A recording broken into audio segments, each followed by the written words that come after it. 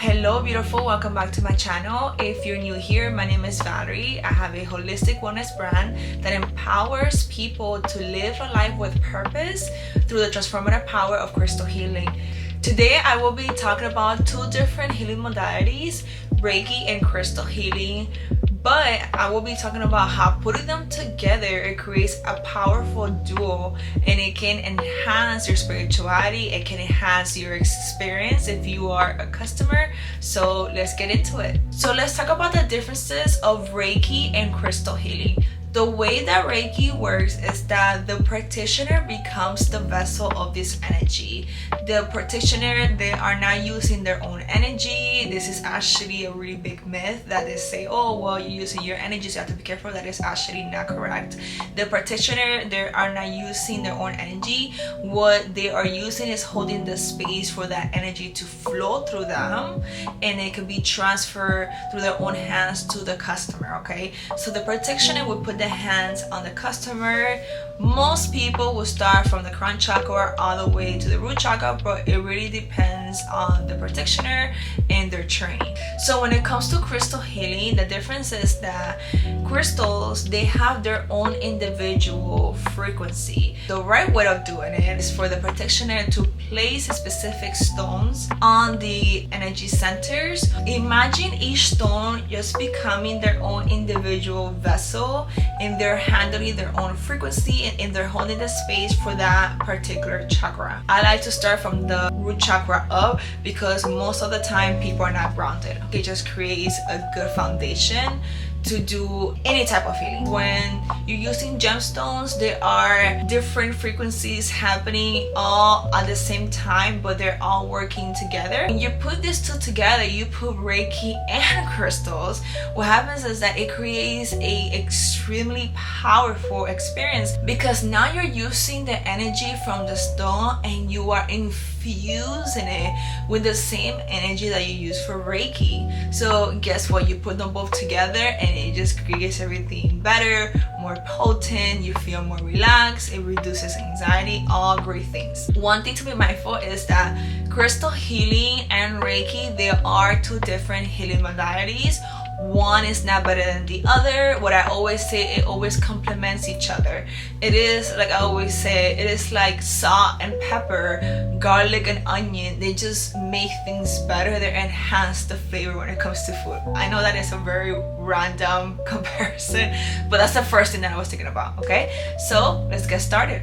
So let me show you right now an example. So we have black tourmaline. It is known for grounding purposes. It is also known for transmuting the energies. So the way that this works, right, if you are just doing a crystal healing session, is that the practitioner will place this on the body. The crystal itself, they will do what they need to do when it comes to that particular chakra. But sometimes things are way too deep, even for a crystal. So maybe you need something to enhance it, to enforce that energy. So you can use copper to enhance that energy, because copper, it is a conductor. You can use clear quartz. That is one way you can do it. Another way that you can do it is using Reiki. Maybe this person needs something else, an extra push. You can use Reiki, and then Reiki could be very specific to that area as well. You don't have to start from the crown chakra or from the root chakra up. It really doesn't matter. So either the practitioner would sign the symbols on the stone to amplify that energy, and it will also do Reiki on the stones while they are in your body. So this is the way that you can use both healing practices. Another way that you can use crystal healing and Reiki together, it is to use Reiki as soon as you're done doing crystal healing, because most of the time when you're doing crystal healing, your body is getting rid of something. They are detoxing. The same thing happens when you do Reiki, okay? But the great thing about Reiki is that it kind of gives you that protective shield that you need right after you do healing for yourself. The best way that it was explained to me, so let's say that you get cut and then now you have a scar. So in healing sense, right, that scar, it is a trauma that you've had in there for like a long time. So then now you have crystal healing, something that you put on the scar, a cream or stuff like that. So what happens is that while that cream is working on you, you still have that scar exposed. So the way to protect it and shield it, you put Reiki on it. I know that the scar has nothing to do with crystal healing, but this is my best way of explaining what do I mean by that. Because Reiki can provide that shield that you need, that extra layer of protection, that extra layer of love, where now you are not just exposing yourself after you do a crystal healing session. Whatever hole you have in there, or whatever gap was not covered before you left doing a crystal healing session, you are most likely to fill that up with something else that is not good for you because it's already exposed. I hope that makes sense. Another way that you can use crystal healing and Reiki is to charge your crystals. So let's say that if you are a practitioner, or maybe you are a customer and you have your own crystals that you want to work with when you go to your healing session, right? So let's say that you have one particular crystal that you really want to work with it the whole entire time. You charge that stone with Reiki energy. Reiki energy will clear out any negativity the stone has, anything that may be blocking your growth spiritually. It will help you with that, okay? If you're not a Reiki practitioner, that is okay, because you can also charge your crystals with Reiki. Okay, so one thing that I always tell my husband, because he is not a practitioner, is that the same way that we have to use symbols when we do Reiki, you can create your own symbols. You can use a symbol that is important to you. Your name is very important to you. You can sign your name as part of your symbol. It could be a symbol for growth. There are a bunch of symbols online. Just make sure that you put a symbol on the stones before you do Reiki, because symbols are powerful and they are more likely to work if you have a symbol.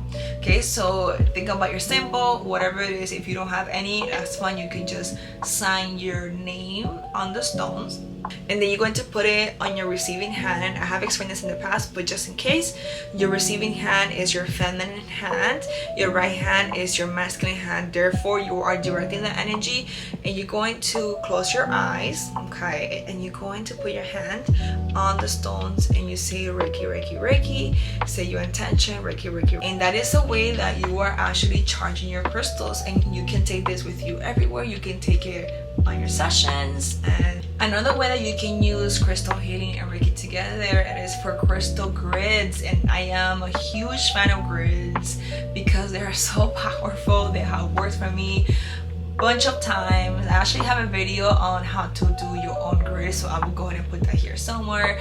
Crystal grids, they are a way that you can bring your intentions to life and you can manifest the life that you desire, okay? The way that it works is that you will place certain crystals on a particular layout or pattern, where in the center you will use clear quartz or something that can amplify and strengthen that intention. There are many ways that you can do crystal grids. There are no rules when it comes to this, except in my opinion, and this is how I was trained, is that to always use a crystal in the center that has clear quartz, because clear quartz, it amplifies the energy, okay? And it's programmable and it has many benefits, okay? But you can use Reiki for crystal grids to also amplify it. So in this point, you have the clear quartz. Let's say that you are trying to manifest abundance, which is very popular. So what you would do is a grid that involves citrine. It will probably have pyrite, it will probably have aventurine, and you may have a tower or a generator.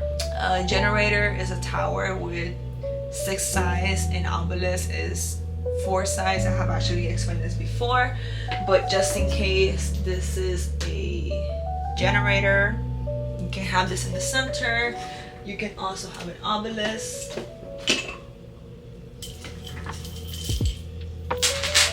This is an obelisk, you see, 4 sides, okay? And that is how you bring the energy and you push it up all the way to the source. But you can also use Reiki to give that extra power, to give that extra strength for your crystal grid. Just remember that whenever you're using crystals and Reiki together, remember the foundation. So the foundation is, okay, when you're using a crystal like black tourmaline, what does black tourmaline mean? So that is very important, because when you are using Reiki to amplify that energy, you are only amplifying the energy of that crystal, okay? If you're doing Reiki all over the body, that is different, because now you're using Reiki and the crystal. So you are amplifying each individual chakra, each individual crystal. So that is one thing to just be mindful of. For instance, if you're using clear quartz, remember that clear quartz will amplify and magnify that area. So you wouldn't want to put clear quartz in an area where you are constantly having issues with. What you want to do is ground that, unless you are trying to amplify the fact that you are trying to get rid of that. But you have to be very mindful of where you put the crystals or where you put your energy in. Well, that is all for today. I hope you enjoyed the video. Please let me know in the comments, and don't be shy if you have done a Reiki session before or a crystal healing session before, and if so, how was that experience? Bye, take care.